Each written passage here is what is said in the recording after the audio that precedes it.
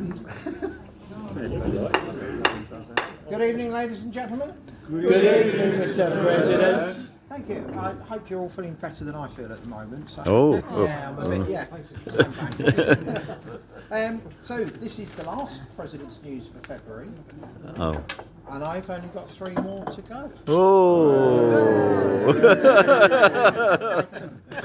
Right. Measurable. So I'm going to start with a report on not the National Cross Country Championships, because as I'm sure you all know by now, it didn't actually take place on Saturday up at Western Park. No, Tony doesn't know, so this will all be a lovely surprise for you too.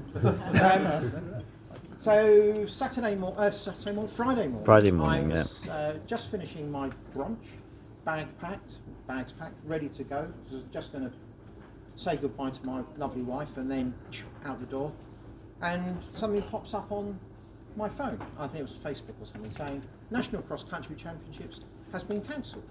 And it was obviously true. It was a statement from the English Cross Country Association.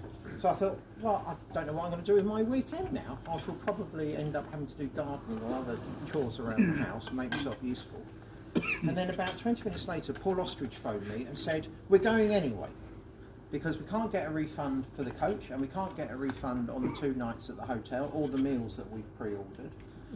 So we're going to go. So my wife said, go. So I said, thank you very much. I picked up my bag again and ran out the door. We had an interesting journey up there. If those of you that know this locality well, I don't know if you're surprised, it took us 35 minutes to get from the car park here to Keston Mark, and then about another 10 minutes to get to sort of Farnborough Hospital area. And then there was an horrendous hold up on the M25, which I think was some police action in a road leading into Romford.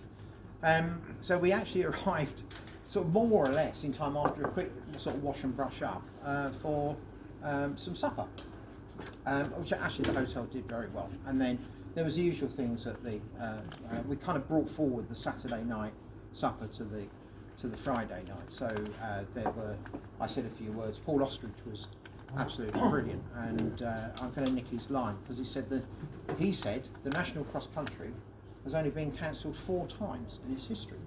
Once on the outbreak of the First World War, once for the Second World War, once for COVID-19 pandemic, and once for a wet car park, which is what the problem was at Western Park. So they had selected a venue with almost impossible public transport links and a car park which were fields which were just grass. There was no hard standing at all. So although I think the course would have been very wet and muddy, that wasn't the issue. People might have got through the gate and then not got back out again.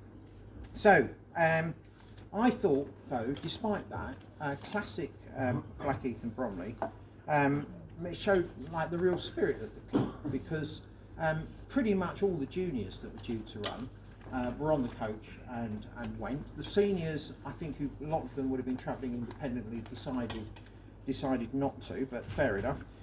We had a lot of fun at the weekend. There were some great fun games after the supper on Friday night, and it was also nice to see some of our past presidents who came up there. We had Mr.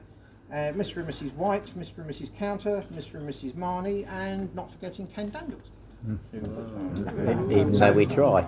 Because I can't give you race results, I thought the best thing to do would be to give you the names of the people who allowed all of that to happen. So first of all, top of my list, Paul and Claire Ostrich, who did an amazing job of first of all organising the event proper and then reorganising it at 15 minutes notice. And they worked tirelessly throughout the 2 days we were away. I suspect they probably slept all the way through Sunday, and they deserve it. We had people there as chaperones: Steve Starvis, Karen Barlow, Karen Stanley.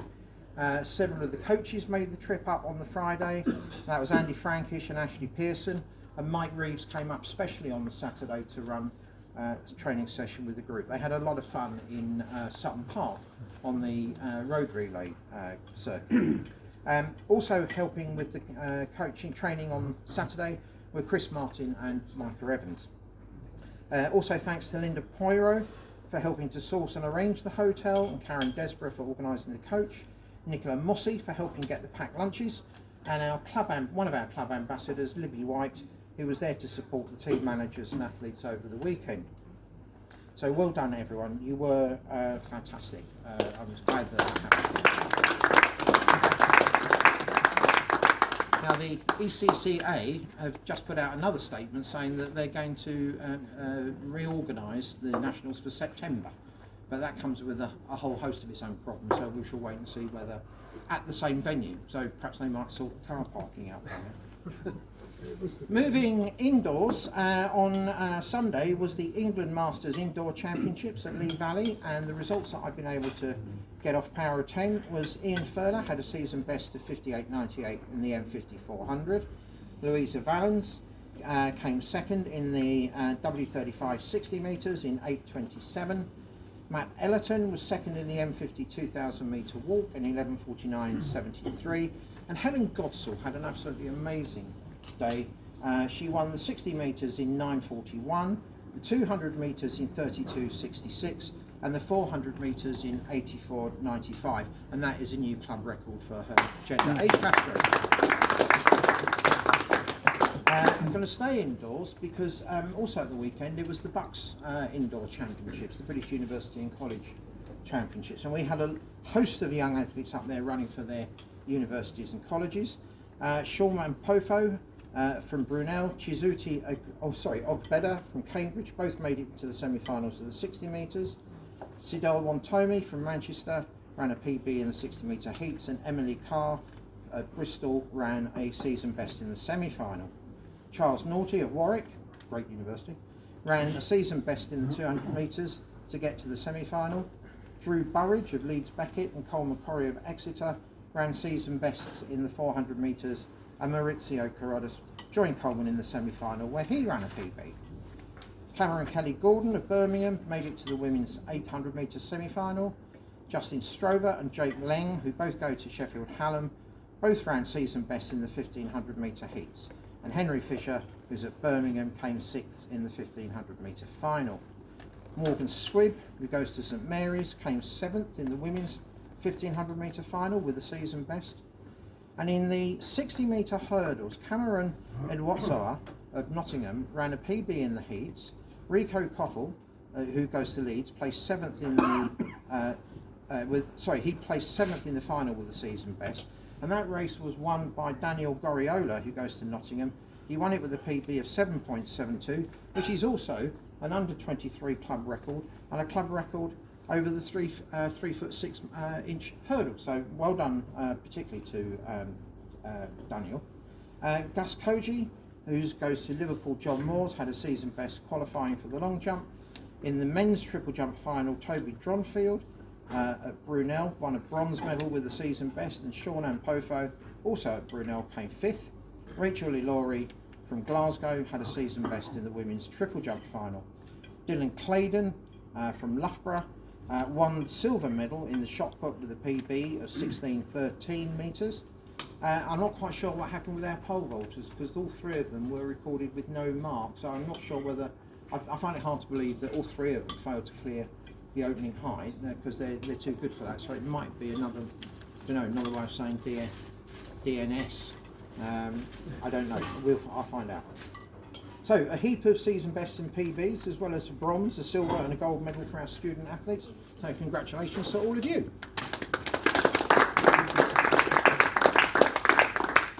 Going back outdoors for parkrun, on Saturday we had 57 members running at 22 different parkruns, and these were the best results. Jess Keane was first female finisher at Tooting Common, Katie Sugden was first female finisher, and Ian Scott was fourth finisher at Bethlehem Royal Hospital. Darren Cornay was second finisher at Greenwich. Roger Villardell was third finisher at Bromley. Alvie Barnes was third female finisher at Sutcliffe. Stuart Cullum ran at Faled Parken in Copenhagen, Denmark, but once again Steve and Julia Pearman retained the distance award by running at Kapiti Coast in New Zealand. You can't really get much further than that. Upcoming events. Thanks for the message that I got from Steve Evenden. On Sunday is the Tokyo Marathon, where 5 of our club members will be running: Roger Villardell, Steve Pearman, Steve Evenden, Matt Maddox and Will Brindley. And this will be Will's 6th Abbott's Major, which I know means something to the marathon people. Right.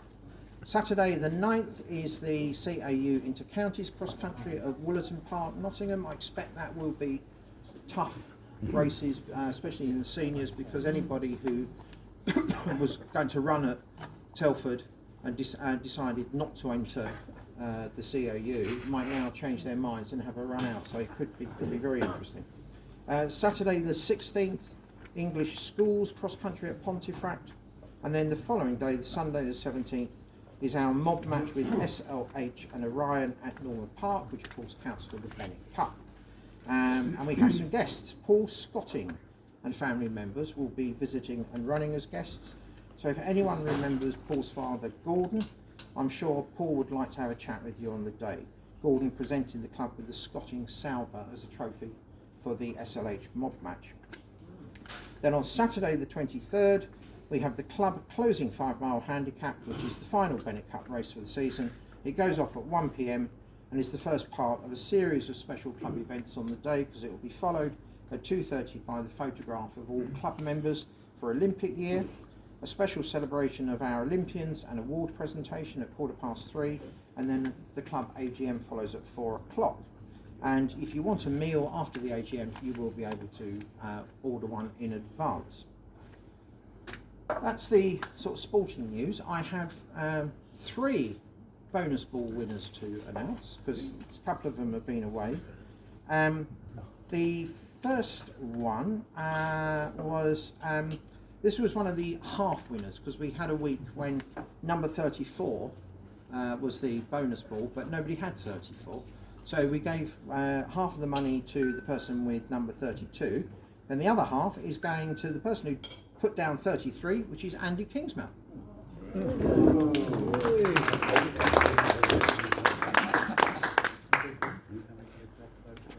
Good pick. From the 17th of February, the winning number was number 43, which goes to Chris Haynes. Oh!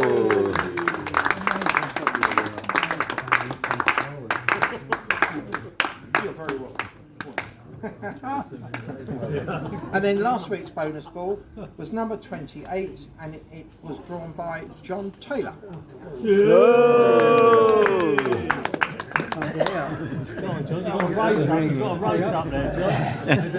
It's his new knee. Thank you. That is all from me, but Tony Pontifex has returned from his travels and possibly travails, and he's going to have a 300 club draw.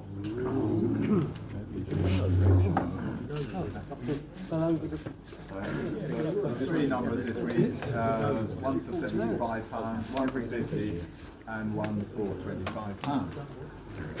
Right. Yes.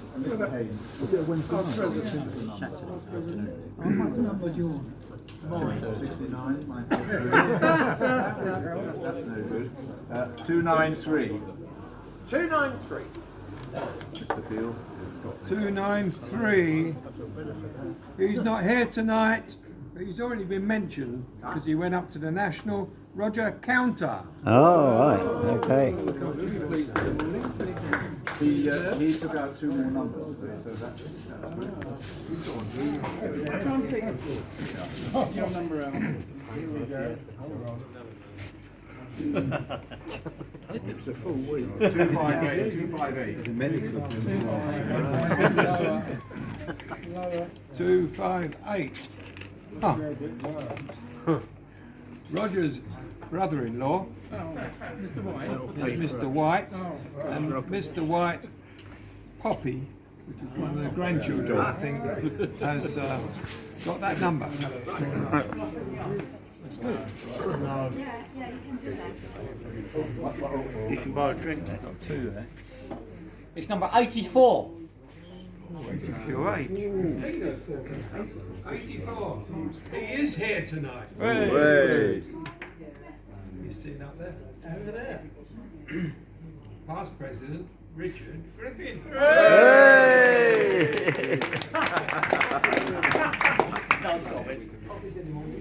Right. Thank you very much indeed. Thank you very much. There'll be a slightly larger draw next month. Next time.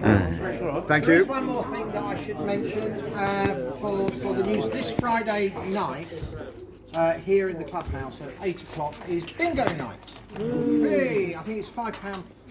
Karen, what's the ticket for bingo? To be honest, I don't know. You don't know. It's not much. It's £2 a book. £2 a ticket, £2 a card, and I think it's £5 per table for club funds. There will be raffle and all kinds of jollity, I'm sure. Does anybody else have any other news to pass on? No. So, good night, everyone.